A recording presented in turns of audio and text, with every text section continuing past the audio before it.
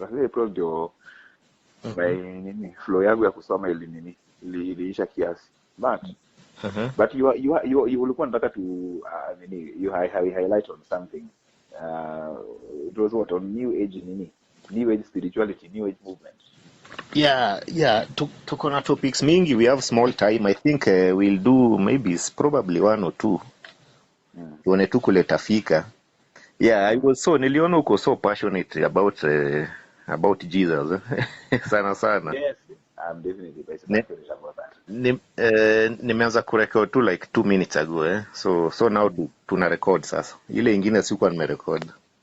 Okay. Yeah, nimeona uko so passionate. So then then pia a bit controversial pia sometimes naona unaongea topics sana zina border on conspiracy.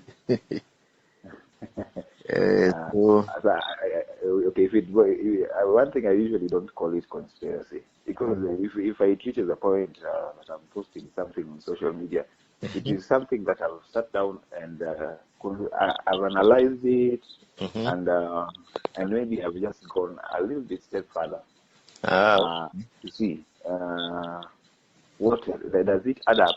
It doesn't add up. Then I look at what is normally in the mainstream media, because most of the things that people have shaped their lives with, they must have gotten it from somewhere. Yeah. And nimekuwa nasema, who shapes your reality? Because the TV, the music, and everything shapes a lot of people's reality.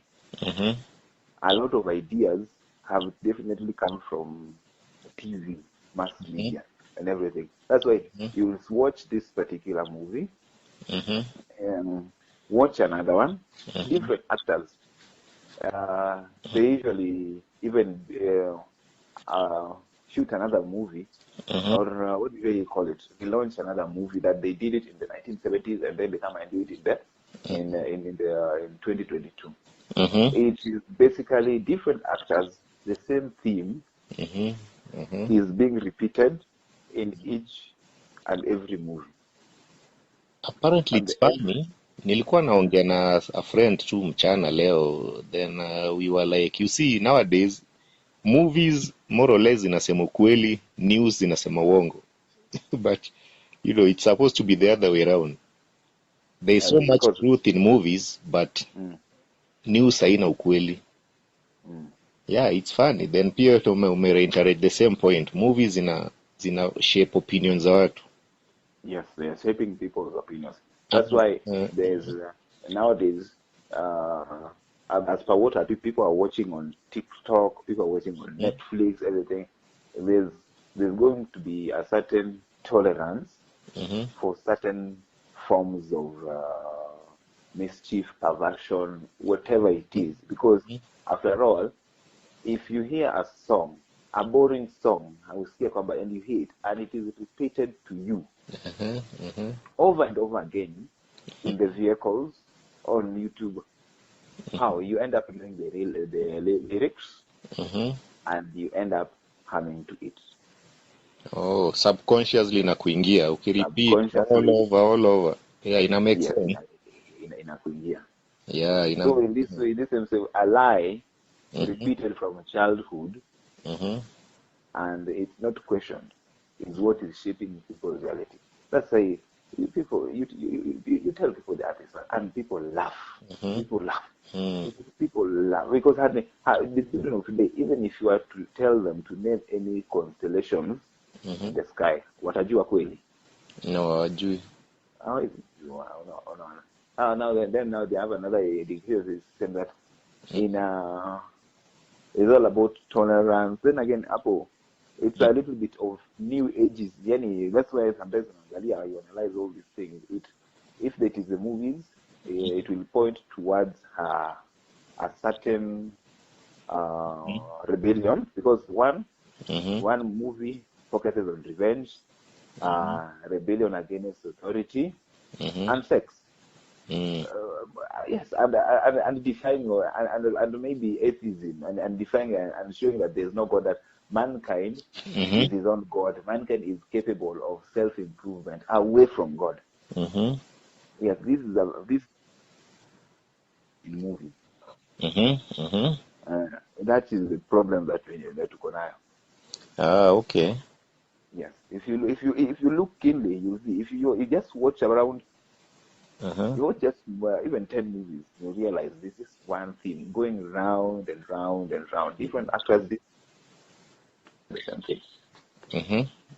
Because most of these actors that we have, they really don't believe in the God that I believe in, even as much as they say they're Christian. Because now I'm born again, and these people don't believe in the God. They believe in something else, and for them, they are better off living a life that doesn't question. They want to live a life that they don't get questioned for whatever thing they want to indulge in, whatever it is that they want to do. And now they want to. Sorry? Okay. Malizia.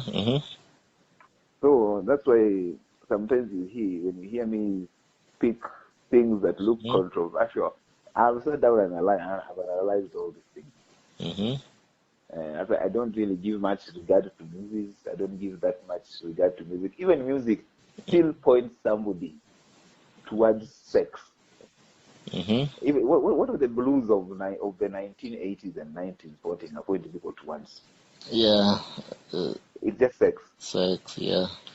Love. And what was hip hop pushing people towards? Rebellion. Yes. Look at Jamaican music. What does it push someone towards? It's just sex, raunchiness. So, and then again, so for me, as somebody who's born again, you usually have to tell. You can tell that if this music is being played this much, there's definitely a sinister agenda behind the music itself. And that you realize that it's sexual. No, does it push up? Because sometimes some music, it hits people so differently, especially when they're drunk. And you realize they come back. All this music here, it spells.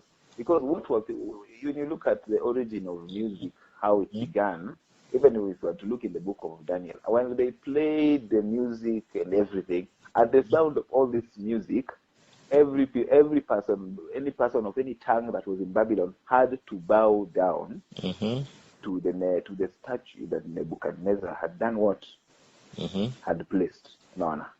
So whatever music, whatever it is that people choose to listen to, it is just a worship of a deity behind the music.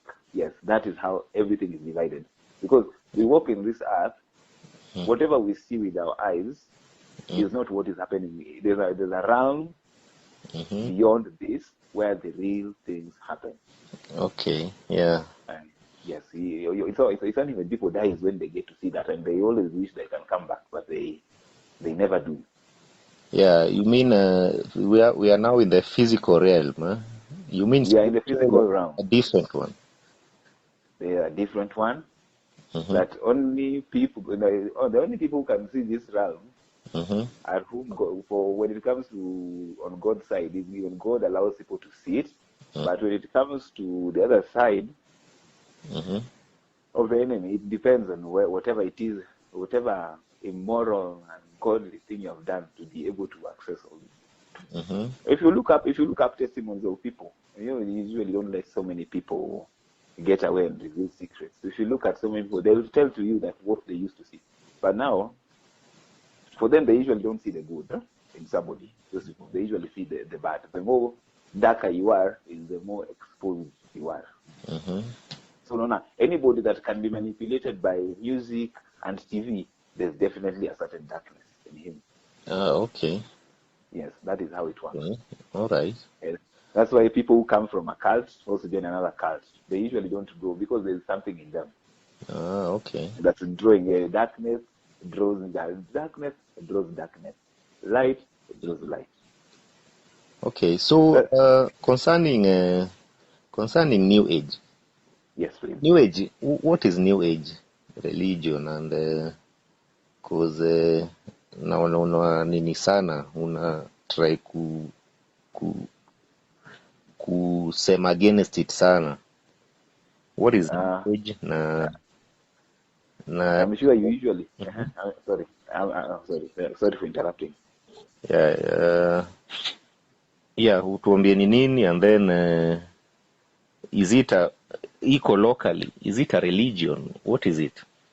New Age is a certain set of beliefs. It's an extremely broad topic you talk about. It's broad. It's broad. But I'll try as little as I can. Because the New Age beliefs are something sort of an inclusion. It's sort of like pantheism, a belief in many gods, where people believe that the Chinese, the Taoists, the Buddhists, the Muslims, the Hindus, all these people are worshipping the same God, but it is just in different names.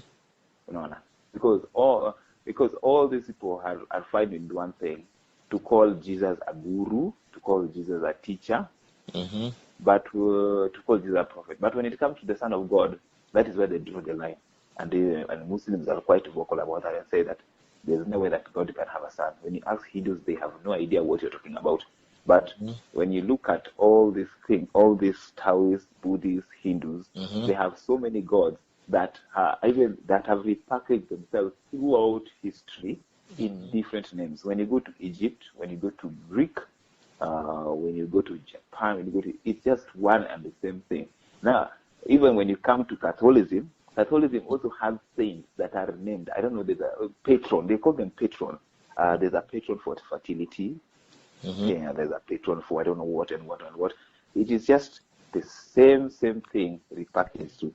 So all people, the New Age believers have come to see that most of them are quite well. They see as Christianity has done more harm than good in the society, and some of them have gone as far to say that, and they quote scripture. Yeah, they can quote scripture. They can receive in scripture. They can say that you are a God, that God is in you.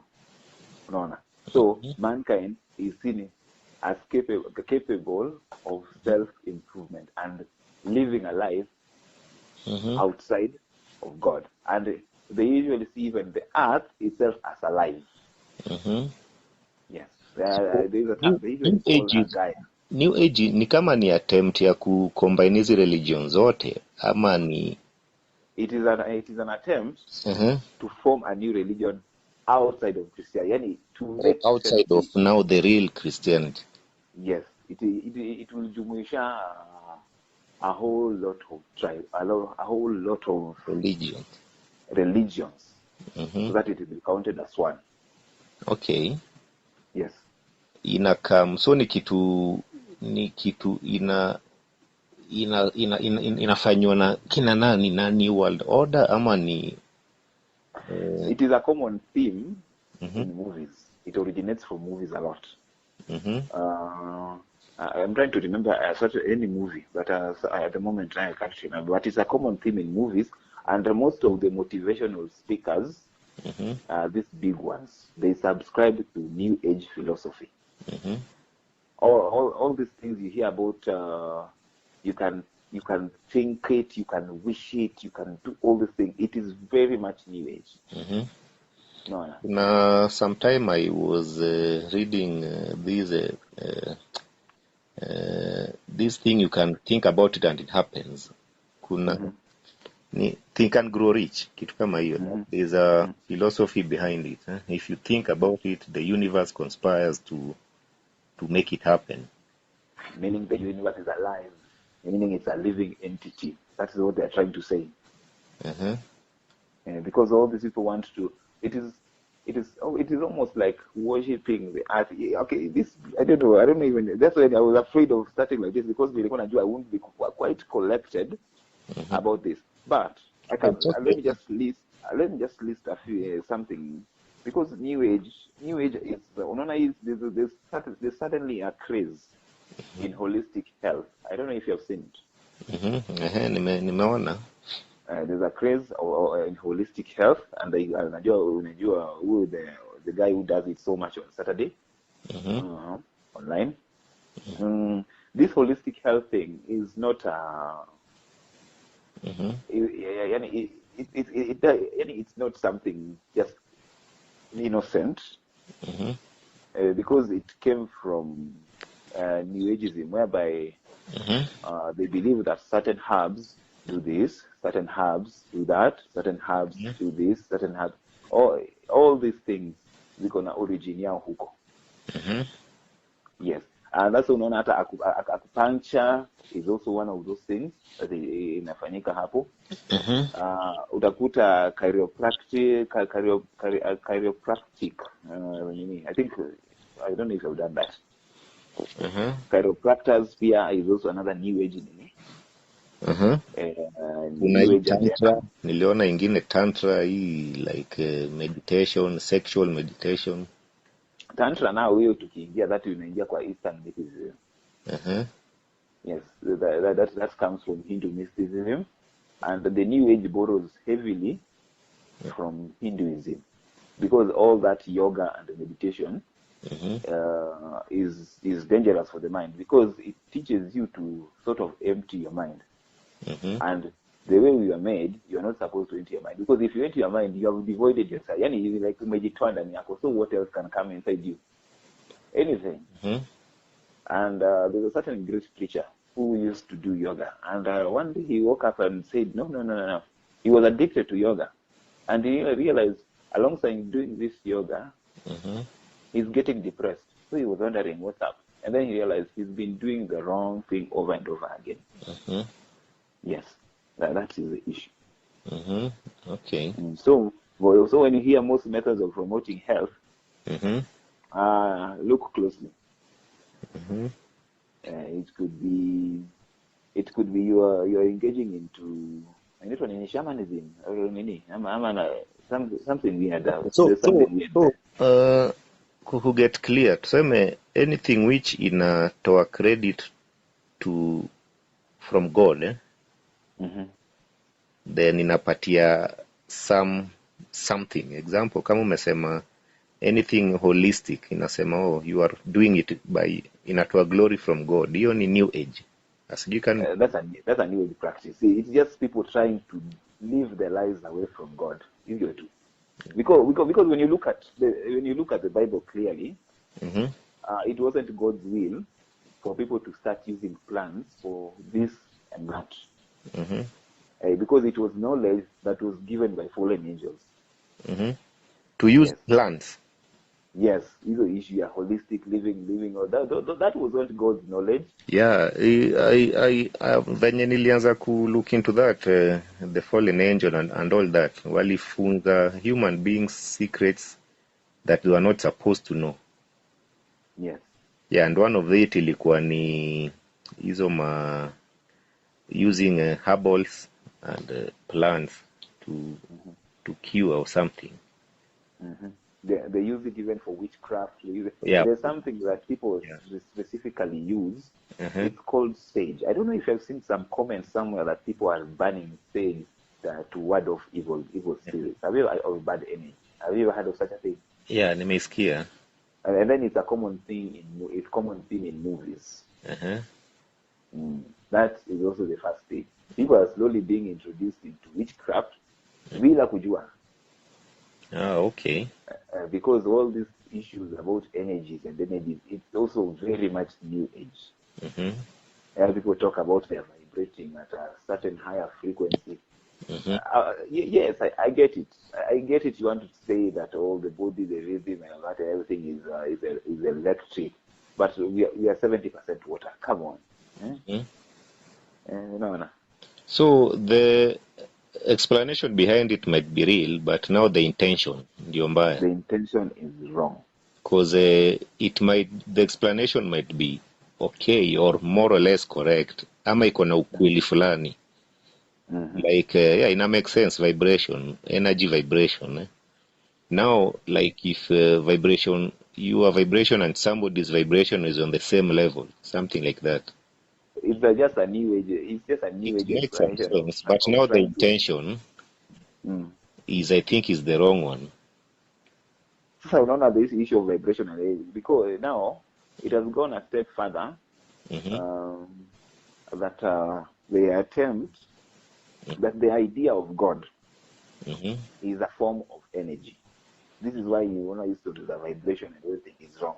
They identify God as a form of energy, which is ancient. No. So they don't want to identify God for who he is, but they want to identify with energy. That is where New Age gets it wrong. So it's called meaning. So they call it many names. In Hinduism, inaitwa prana or kundalini. Ama kwa Taoism it's called chi. I think you have heard of chi. Yeah, your chi is down. I think you have heard it. Yeah, I've heard it. So you see now how all that is programming people from the movie. Yes, that is another step. That is the issue here for energy. So when you hear such kinds of things, just know. Yes. And then there's the issue of incarnation. It's also a common theme in movies. Believe that they can be incarnated into animals, into another person. All these things. It's not godly. It's so they usually view death as a form of transition to another state of consciousness or an illusion. But when people start to argue like that, because no one is going beyond death to come and tell people that no, you were lied to, because everybody has this knowledge currently to choose which one you are going to follow. So when they die and they realize, I was being lied to, is when they'll regret. And they know once you come out of this plane, there's usually no coming back. Yes. Yeah, okay. It makes sense.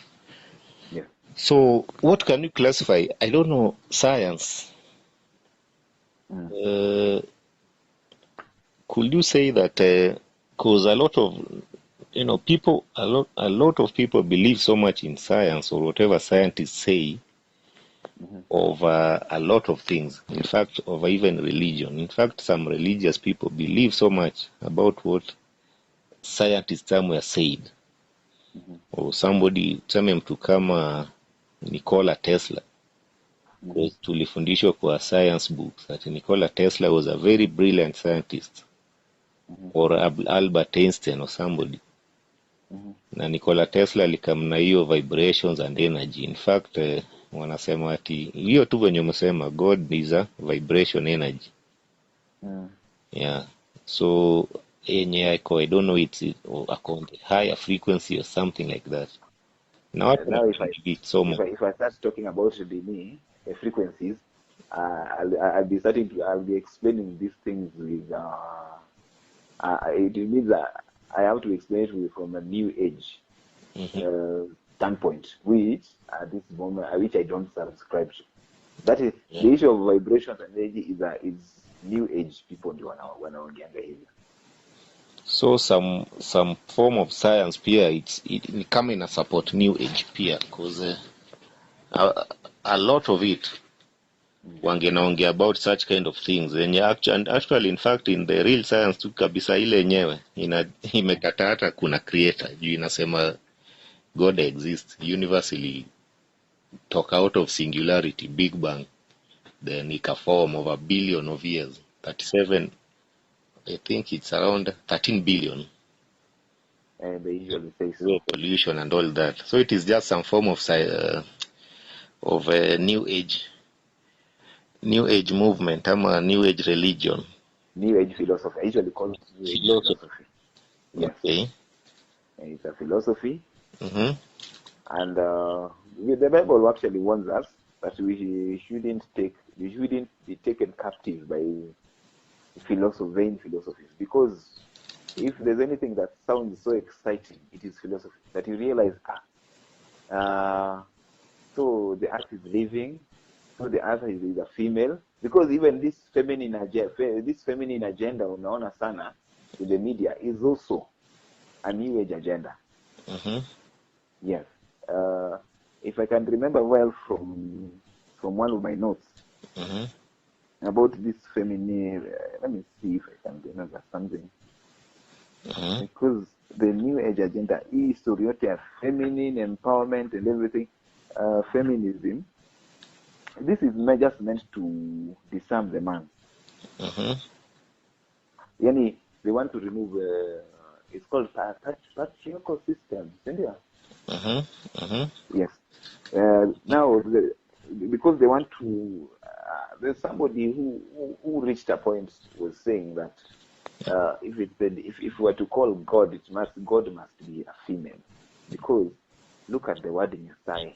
If you define Yesai in Luo, it's definitely a lady. But then again, when you look at it biblically, there's nowhere God identifies himself and says what that is a woman, is a lady. God uses certain words. He calls himself father, and then at some point he also says that he has watched over his children, even like a mother. All these things. So as we're talking, I'm trying to look up something that I was looking up today. Ndio explain vizuri, but sikuimark manze. It's okay, we can always do it another time when you utai because it's a very wide topic. It's a very wide topic. It's a wide topic. So ukikaa muangalie, there was a time ulipost a certain clip of a certain lady alikuwa na explain witchcraft with the pastor Mwangi, T Mwangi. Oh, that lady, Lady Nyarkano. Oh my goodness. That lady. Nyarkano. That lady hakuna plethora of beliefs.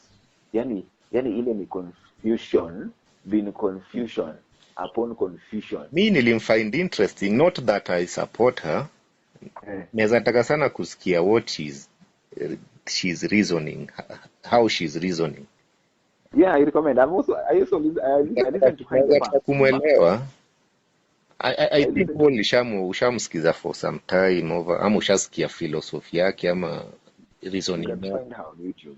She has videos on YouTube. Yeah, apparently nilicheck, nilipata tu za TikTok which ziko sijapata time ya ku go through them sana, sijapata time juu notice it has been around 2 weeks since your stuff, but unaweza sema nini about cause niliona ulikuwa so vocal ukasema she's so lost, new ageism and all that. Okay. On one of our videos, where I think I had the last straw is when she was saying that marijuana is a good herb. Yani, it vibrates on such a higher frequency. And she recommended people to take marijuana, and I was like, my goodness, what is this? I've forgotten what I've heard about her, but the little that I got, I fully understood what she's all about.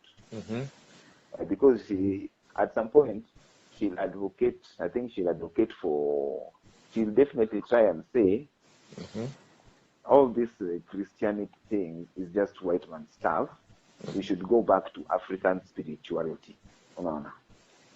She's most likely to. And then again, if you ask somebody right now to explain African spirituality, what do you think they're going to tell you? Because ancient African spirituality involved magic, necromancy, and divination and mediatism. It was mostly of the dead speaking through the living. Yes, isn't that so? And sacrificing sheep, goats, and all sorts of things. So that's why if people still stick to these old traditions of sacrificing goats, cows, and sheep, whatever it is that they're doing, whatever door they are opening, it can't be closed just like that, because blood is life. The life of anything is in the blood. So that's why when people used to die in families, what do they used to do? They used to give blood for blood, isn't it? That's another avenue. So if people want to go back to African spiritualism as they are doing, because I think in central Kenya, some of them have already started saying that they were doing away with Christianity. They want to go back to their old traditional ways of worshiping God. And that is something I wouldn't subscribe to. Now, Yes. I think naweza nikiplay devil's advocate. See, I think Christianity yenye iko saa hii, hata mi naona we have issues with it. Not the real Christianity. There's the real Christianity, but what we have nowadays, I think ni a different form of it, which inakuanga ni mostly hypocritical. People are not serious about it. It's more of a works than kushow off to that me ni mpoa, but inwards watu wana pretend. And then yeah, no, I'm saying it's not the real Christianity, and that's why unaona kuna a lot of inasemekana false preachers ama preachers when wana take advantage. They are after the money, ama wako after after fame. It's not the real Christianity yenye inafaa ikuwe. Not all, a huge section. Nasikia watu wana come up na so Christianity ilianza wapi? Israel ikafanywa nini, ikakuja ikakuwa business in Africa. It's like people are not ready to accept hiyo Christianity ilikam. Unaweza sema nini juu ya hiyo? Cause I think kuplay to devil's advocate, watu wengi hata churches mingi saizi za Christian hazifanyi venye inafai wakuwe wanafanya. I would say this. The issue of people making business out of church is not something that started today. It is something that started even during Paul's time, because he talks about it, that some are preaching Christ out of just for financial gain. And the biggest culprit is the Catholic Church. They are the number one people. Because just look at where the Catholic churches were built. What were they doing? Church and school. What was that? It was just for making money. And when you are under, anybody who has gone to the Vatican will tell you that the Vatican is gold. Things are just there, gold there. Yes. So people, whatever people are doing currently, they have just copied it from the Catholic Church. Yeah, they have been doing it all along. They have been doing it all along. Because when Christianity first started, people never lacked anything. The people who are there, the Christianity is taking care of the widows, the orphans, and all these things. And when the apostles, people sold their land, people sold everything, and it was shared, and nobody lacked anything. But in this current time, people have discovered that they can get rich quick by defrauding people. Now, who is to take action against them? God himself will take action, because who else will claim their combat? You are doing this wrong. Who else will do it? Isn't it God? And God himself, you see, he's the owner of all these things. So, this thing was prophesied in the Bible. Even Paul talked about it, that false apostles, false prophets will come, but they are already here. They were even there during his time. And it says that they will continue coming. Okay. So meaning, if you have seen whatever you have seen now, we haven't seen anything yet. Yes. So when it comes to people, somebody to practice true Christianity is somebody's sole decision. because we have been given eyes to read and ears to hear. And whatever it is that you hear any preacher say on TV, the Bible has given you authority to test if what he is saying is the truth. Yes. That's why we proofread all these things. You look at things posted and you say, no, it can't be this. You look at a story on TV and you realize, no, this is a fake story. There's something ulterior behind this story. That is how we prove. Hear and read all these things. So when it comes to false church, fake church, false believers, true believers, this is spoken of. Jesus himself said it in a parable, that wheat and tares will grow together. But it's only at the end is when wheat is separated. Yes, they will be separated.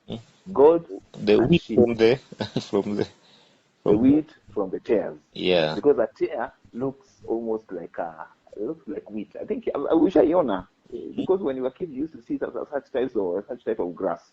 Have you ever seen it? Yeah, I've seen it. Yes. So unaona inakaa kama ngano. Yeah. Yes. So it's only at the end of the age is when you'll be able to tell who are the hypocrites and who are the true ones. So, hebu niulize, before tuseme tu possibly a bit earlier, before Christianity ikuwe common sana, we used to have traditions zetu, and then I think ukiangalia there were no such things as vices kama gayism, lesbianism hazikuwa during those days. One thing and then we don't know is because we never kept written things. No. And then there was no possibly, hata kama ilikuwa I think haikuwa divorce, haikuwa hizo time. Haya, then kulikuwa na ile respect, and then and all those things. But nowadays we are, inasemekana Africa, we are like 90%, maybe not 90, but a huge percentage ni Christian. But ukiangalia vices, they are the opposite. So it's like, well, are we really ready for Christianity? And that's why I think these guys wanasema, okay, afadhali turudi back kwa ile na try to play devil's advocate. The answer is very simple, really.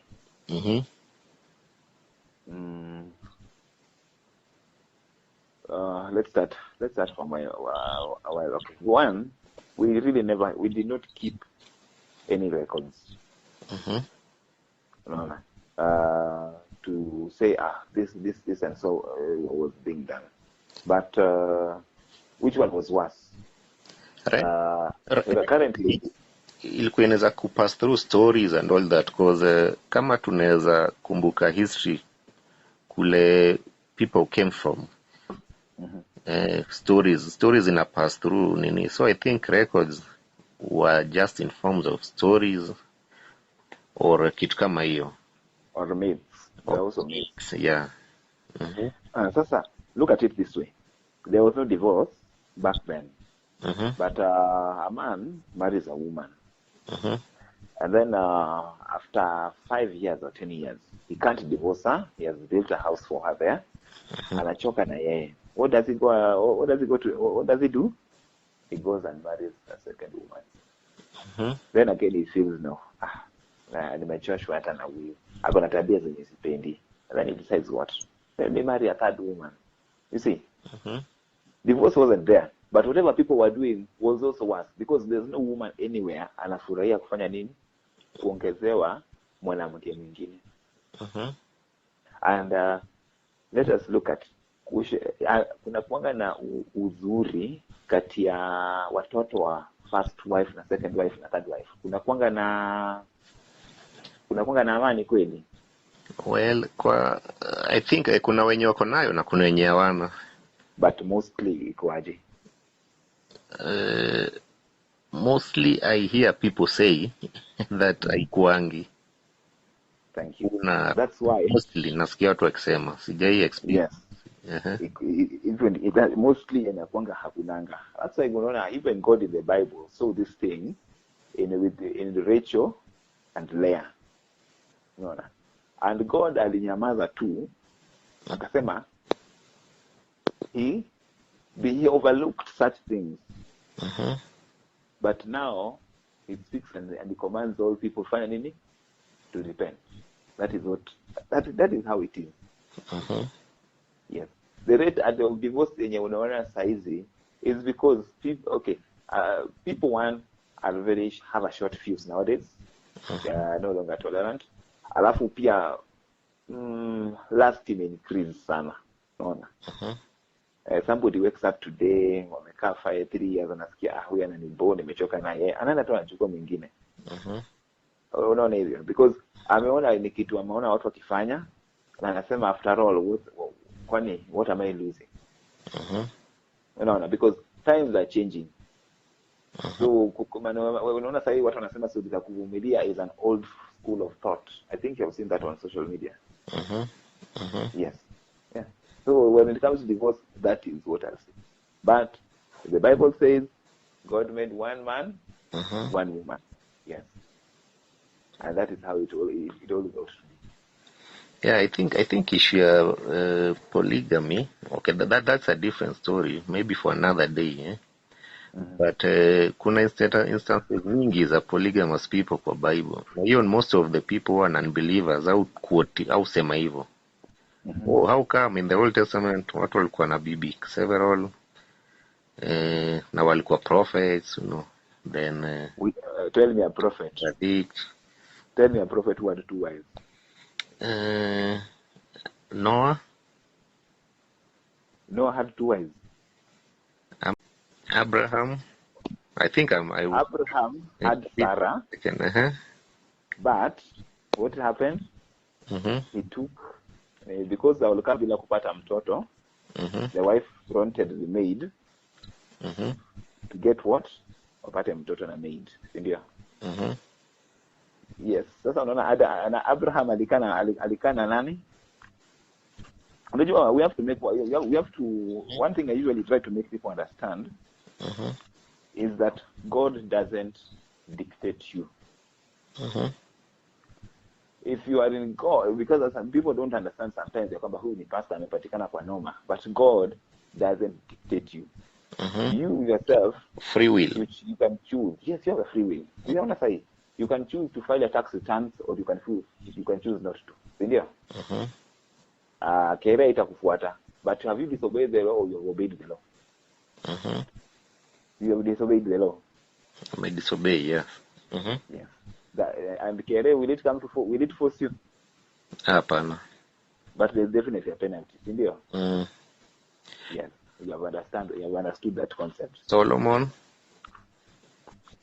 hakuwa prophet ama? Solomon wasn't a prophet. But you have to understand the Solomon's story well. You have to understand the origin in penye alitoka. One, alikuwa mtoto wa somebody's wife. Unaona? Yeye azaliwe somebody's husband, mwenye tunasema bibi bwana ya mama yake alikufa na yeye ndio baadaye akakuja kuzaliwa. So unaona, from the union itself was wrong. Unaona? This was somebody's wife. Na baadaye when he grew old is when akawa weak na akachukua nini, all those women. How else are you able to manage? So unaona, most old people normally get manipulated mpaka they wanaandika will in what? In some random young woman's name. Ni ukweli? The older you are, the easier it is to be manipulated. So what did he do? Yeah, aliongeza tu. Anasema wewe nani? Wewe kuja. So in the lustful nature was inside him automatically. But all these things in the Bible are to say one thing: all these people were men of flesh and blood. Because once you know God and you're born again, you do not get overridden like some software ya kwamba you are following, wewe mwenyewe uko in a specific position to choose to do right, to choose to do wrong. Even Samson knew about God na akaambiwa kwamba don't shave your head bwana, you are dedicated to God, but the parents akasema nataka kuoa, but the lady that he wants to choose, his parents do not want kabisa, but what did he insisted on that. And then what, the parents had no choice, they had to do it. Yes, that is just human nature. Human nature is how your human nature is ingrained in you. Yes, and it doesn't get overridden by God. Yes. Okay. And so if you choose to marry 10 wives, you are the one who was chosen. Okay. So kwa unaweza semaje about Illuminati, Freemasonry and Islam kwa hiyo new age movement? Is it related? Are they on their outside on its own, or is it still bado na try ku capture all those hizo three religion imename? Islam is a little bit still elusive ikikuja kwa new ageism, because when you look at, I haven't read so much about Freemasonry and Illuminati, so I think I have some books about that. When you look at the Illuminati or whatever this with European people, they have always looked at Islam as something stubborn, which doesn't seem to want to change. No. That's why they don't change anything. The Quran is in Arabic, no translation whatsoever. It's in Arabic. Utakuta this version, utakuta that other version. So they usually see it as a very stubborn one. But if you were to examine it, Islam, it will take a long time. Because so far, mosques zimejaa in Europe. In fact, England, in the next 20 years, will be predominantly Muslim. Probably yes. Same with France, and in the next 20 years, Kenya also. Yes, because there's an article in the newspaper that Muslims will be more richer than Christians, isn't it? Did you see it? I don't know. Ile kitu Kenya najua itakuwa is the fastest growing religion. It's the fastest growing because people are incentivized. Yes, people are incentivized, and mosques are planted everywhere. So there's a spiritual part on why all these things are planted everywhere. Because even in the traditional African society, they knew about these things. It's just because people nowadays don't know anything. Because anywhere people wangeketi, hata washed the blood of sheep and goats and say things, that place always remained as a remembrance. So whatever it is that they want to do for, there's another man alikuwa nasema kwamba he was alipatiwa hiyo option to plant for every 10 kilometer. There has to be a mosque. Every 10 kilometer, there has to be a mosque. If you look keenly, you realize there's something as that happening in this country. That after a certain distance, there'll be a mosque. After a certain distance, wherever it is that it can be placed, it will happen. Yes. So Islam is still not fully submerged into new ageism, but from what I've seen, some people who are nowadays, they defy going for prayers in Islam. So eventually they might water it down, but after some time. Yes. But when it comes to Freemasonry now, I wouldn't talk so much about it. Because it is something that I have not hell bent on understanding yet. because it has its own levels of secrecy and everything. Because the people who have come out of there usually say, at the higher levels, there are definitely rituals that are done, and the recruitment, they would say the secrecy involved is because people do the most insane things there that they can't speak to people. They're sworn to secrecy. So definitely there's something sinister happening there. Which is a topic I think for another day. I have a manual. Hii nini unasema wanatrai kumajizi nini pamoja, unaona ni hiyo kuleta hizo religion pamoja ikuwe under a false religion, apostasy. Inaitwa apostasy. Apostasy will be something if the people will reject God. Okay, hebu acha niulize then uendelee explain vizuri. I think uko way more better position to explain. So kuleta under one ruler which is the false religion iliyapenia Babylon, then wasemea wadanganye watu at this the best religion, then waende kuface now the true God towards the end, ile sasa hiyo revelation in explain you are the beast and all that. So is it the same ama kuna ingine itakuja in the future? Is it the same one ina try ku come up emerge together? Is it the apostasy ama ni nini? I don't know how to get question. Nimeipata. Inataka explanation nyingine mzuri hapo. Now if we were to merge all these religions together, they probably give it a name, Islam. I think you have seen the Pope meet the Orthodox people, meet some sheikh, meet some what. I think you have seen it, isn't it? But I think most likely, if they were to merge it, the dominant rules hapo zitakuwa za Islam. That's why the Bible inasema kwamba whoever will not worship the beast or his image, his head will be cut off. Now, when it comes to all these people, okay, the people won't have any power to fight against God. No, up now there's none. Once they die, all these people will wait for judgment. But whatever the end game of the devil is just to make sure as many people as he can goes to hell. Yes. Because the more people the devil has here, is the more he can corrupt the will of God and God's plan for people here.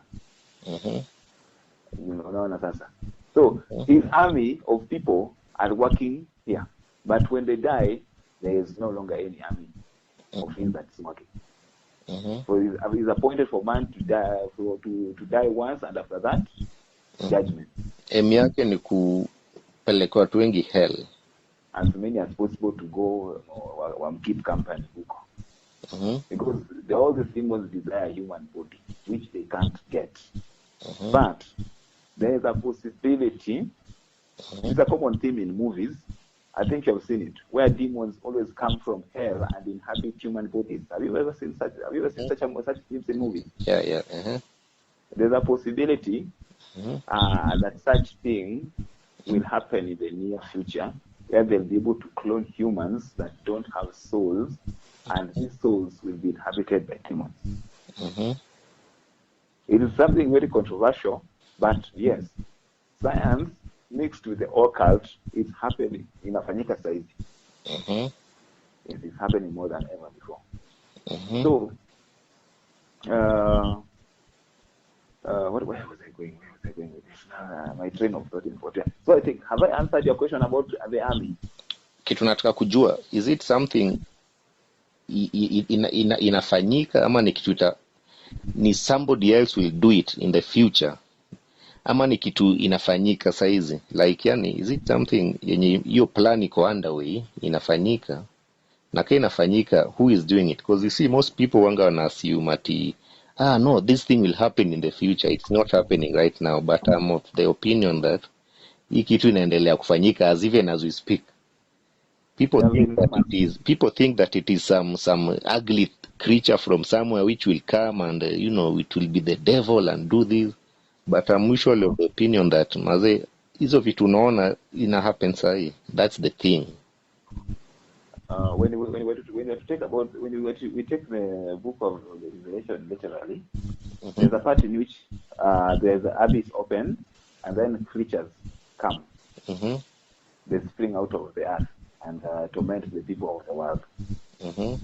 Two, you've seen comments on social media about people talking about reptilians, such kind of thing.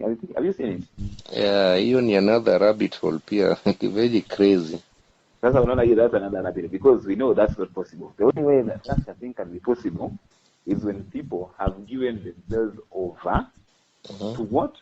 To be dominated by what? By those demons, because they definitely change how one looks. Even if you read the Bible, the guy who had religion inside him, he had changed and he had superhuman strength.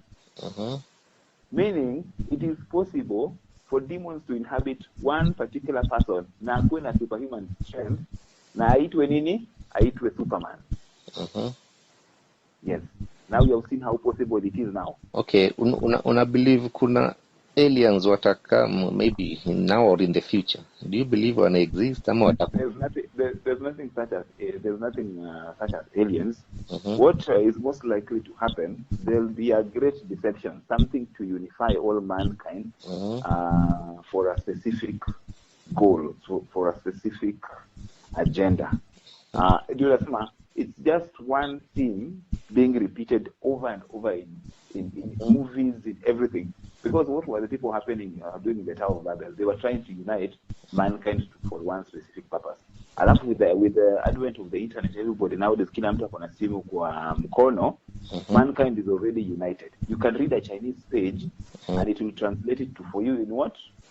In English. Language. Now, yes. So, the issue about aliens is most likely there'll be something that will be faked. If it won't be faked, it will happen as it is written in the book of Revelation. Ya kwamba they'll open up the abyss and then creatures will come out of the abyss, because they have been trying to breach into your realm, and the spiritual realm, for the demons to come out to this other side. Unaona? There's I think, have you read about the particle accelerator in Europe? Yeah, there was this thing, I don't know what its name, but ile ina try kuweka the same condition as when there was a big bang or something. Yes, and it consumes a lot of power. Yes. So that's not a rabbit hole. That is something definitely that's going to happen. There's a movie called I, Frankenstein. They did something similar to that, and it opened up a dimension, and the demons will talk as because they inhabit what? Human souls in human bodies. Then there's another movie I watched. Hata nimekuta nayo kwa TV juzi. Hii inaitwa, it's a recent movie actually. It's called RIPD 2. It also had the same theme, whereby hell was opened, and then demons came and started inhabiting human bodies. Nikitry kusoma about could do some small research about Jaya, no? Kwa niongea about it. So mazee hiyo kitu ni so wide na so kubwa. Kuna inasemekana there are some demons which are chained in river somewhere in Iran or something. Between the Euphrates and the Tigris. Yeah, yes. Somewhere in a river or something, kwa chini ya river. Ati zenye zitakuwa let loose during the last days. And those are the most, it is said that they are the most evil demons ever. Yeah, because I think, okay, nasemekana, kuna watu wanakam na theories that kuna some sound zosikika, and then pia kuna the the deepest hole washaichimba inakwanga 8 miles, haijaipita 8 miles yenye wakichimba wakafika kule, tools haiwezi enda anymore, haiwezi enda deeper than that. Na inasemekana they had some sounds from underneath. It's very funny. Wanasema wanajua what's happening. Kama world example, if the world is round, I'm not a globe earther, but if the world is round, wanaclaim wanajua ati kitu ina happen 4000 kilometers inside, yet walishindwa kujua what's happening. Walishindwa kujua their tools cannot go beyond 8 miles. So kuna hizo theories zinasemekana. Then there's a book pia kuna documentary about some guys wanasema ati kuna a network of underground tunnels ama cave, medieval ones zenye possibly zilitengenezwa during the old times, yenye wana believe some people who are not humans wamezi occupy, or there is a portal to some other realm yenye watu wanaweza human na nini wanaweza communicate, na inasemekana ati ziko well guarded na the Jesuits na Vatican. Na ukirealize everywhere kuna hizo structures za kitambo, hizo monoliths, megaliths, anywhere ziko una notice lazima kuwe na an organization ya Jesuits ama Vatican yenye ina control hiyo nini, cause hizo places kuna hizo megaliths na manini kama pyramids, kuna kuanga na tunnels zina connect. Well, it's something very wide, very weird, very interesting. Still bado na try to find out sana ni nini na what is the link between that, but at least ilifanya nikajua kuna angels demons, not angels, walikuwa chained underground. I don't know whether kuna relation between all that na hiyo connection ya watakuja waingie watu ama waingie reptile ama waingie dini. Then they need human bodies. Yes, they need human bodies. Or if they can't, they can manipulate people psychologically by as a form of as a suggestion, because that is how it happens. Because now when it comes to your stories, the portals and everything, portals now, it will be science plus the occult. No. Because how else do people summon occultic power? It is through incantations ama a repeated chant. That's why unaona tantric yoga inafanya nini? Wanasema tu one word. Yeah. I think you've seen such a video. Yeah, I've seen. And then what happened? They are taken over by whatever entity they were summoning. So whatever, if they want to open up a portal, if they want to open up their minds, that's exactly what they're going to do. Because for them, they believe that they are special, that they are specific elite, that they have been given all this knowledge to enslave mankind, because they believe that at the end they are going to get something better. I'm remembering there's a theme in Transformers movie, Rise of the Fallen. Have you ever seen such a thing? Yes. If you want to understand exactly what these rich people are planning, watch Transformers, The Revenge of the Fallen. Once again, you will understand that all these things all point to one thing: opening up another dimension and summoning old creatures that were used to be here a long time ago. Yes. So they want to create certain conditions as they were before. I don't know, because we don't have all the information.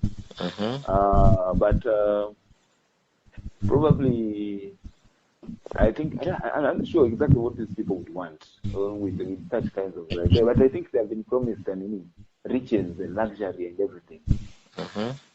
And they have promised those things people like you and me. Yes, that is the main goal of the elite. Okay, so yes.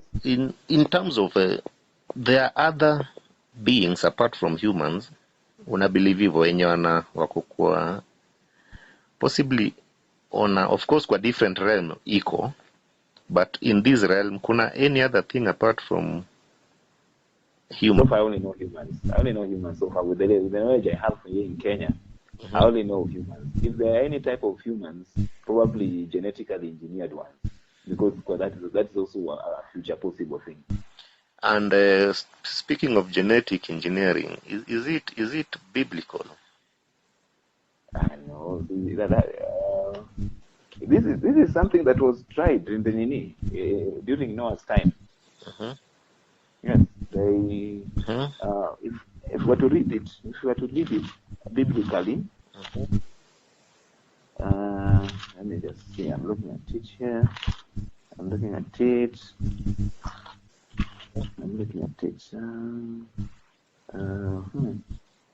The Nephilim were on earth when the sons of women to men had children, when rulers of the old men of renown. Because it seems people had merged. Genesis 6. So people had merged DNA. It's all about merging DNA. Yes, because for recently there was I think in China or Europe, they had inserted a certain DNA of a canine into something herbivorous. Yes, they had done that actually. That is the stuff that God doesn't like. No, that's why they usually say that a dog, right? God doesn't like such guys because you are not, in fact, even such kinds of things were never meant to happen. That's why there's a natural order of things. That's why if a donkey were to be female donkey mounted by a zebra, but it will be what? It will be barren. It will be infertile. Haitaweza kufanya anything. The offspring. Yeah, I think there's a verse, I don't know which one, inasema you should produce after its kind. Everything should produce after its kind. Yes. Alikuwa napeana order msimix seeds. Because I think everything has a unique DNA and inaitwa the book. DNA ni kaa kitabu. Yes. So symbolically inamaanisha kila mtu anajua DNA yako, anajua what is written in your book. Don't corrupt it. Yes. And when I was looking into the Noah, hiyo flood, actually I think hiyo ndo ilileta flood. I don't know, it's upon argument ya msee, but ndio nasema people are so corrupted. The world was so corrupt, now you can think evil all the time. Yes. Yeah. So there was a movie, Spider-Man. I don't know which one, but ile msee miss watching movie sana. Ile msee alikuwa naangalia lizard ikikatwa tail ina grow. He was a scientist. Alikuwa na study DNA, then akafanya some experiment, akafind the sequence, DNA sequence yenye inaweza work on humans, then akajiunga. Then akakuja akakuwa lizard man or reptile or akakuwa reptilian. But apparently when they change into a reptile, he's also nini pia ikachange, ikaanza kuchange nini zake, akakuwa evil. So when you looking such kind of movie, unajua hizo movies ndio ziko na bit of truth in some things. I think mixing of DNA ya binadamu ku make hybrid, wanaitwa ni hybrid ama ku make hybrid human animals, it is possible, and I think it is, hiyo ndio kitu inaenda ku happen. Ukiona Elon Musk akisema we are almost getting the genome right, yenye tunaweza make butterfly out of human being, tunaweza pay human being wings. Kuna time amesema hiyo quote somewhere. X-Men movies, unaona. Then unaona X-Men hizo stuff, then unaona okay, then ina corrupt msee kabisa, then you start thinking evil. And once you start thinking evil, I mean, I think hakuna kitu inaweza happen. And that's what happened during Noah's time. Yes, exactly. You have put it well. I think so. You have put it well. That's exactly what happened during that time. Because what does the Bible say? That nothing new under Nothing the new sun. under the sun. Whatever has been done was done some time back. Because you never know, we could be even part of God's second creation. Because remember, the earth was void and without shape. And then there's a possibility that there could be also other earths that God has created. Yeah. Yes. So just stay with such a thing in your mind. You see, That's why most likely these scientists are always looking for another earth. It's a common theme in movies. So there could be something that they know that there's another earth somewhere. This is not the only earth. yeah, definitely, yes. So let's keep an open mind happen. Then you see hiyo issue ya sorry, nime lose my line of trail of thought. What was I to say? Issue of fallen angels, issue of splicing of DNA, genetic engineering. Kama okay, I think unaona hii time Admiral Byrd alienda North Pole. I'm a flat earther, I believe Earth ni globe. So I believe there is more land beyond the ice wall. Definitely. So then I believe ukiangalia, I don't know whether unaweza sema nini about hizo apocrypha books, Book of Enoch and all that. The Book of Enoch is a good book. It's a book that I think I used to read it some 10 years back or not. So sometimes we usually forget about all these things that we read. But it's a book that every Christian should read. Yes, but even now the issue is with the Bible. If you read it from a logical point of view, sometimes it gets a little bit hard. You can only grasp things that are literal, but sometimes some things that are deeper, requires deeper, call it spiritual insight to understand. Yes. Okay. The Book of Enoch is a good book. Those they usually say that the Book of Enoch 2 and 3 are fake. It's also possible because you have to read. You have to read. If you hear about these other gospels, you have to take them with a pinch of salt, because the issue of forging letters did not start today. Even in Paul's time, they wrote fake letters purporting them to be from Paul, but hazikuwa zake. Yes, but if you want to understand a lot during that time, Enoch, read the Book of Enoch and understand it. And understand it. If there's anything hard, I'm always there to explain. So, whatever I can. There are some verses. There is a hypothesis that the earlier civilizations walikuwa naishi beyond the ice walls. There's an hypothesis. Then there's somewhere in the Book of Enoch inasema ati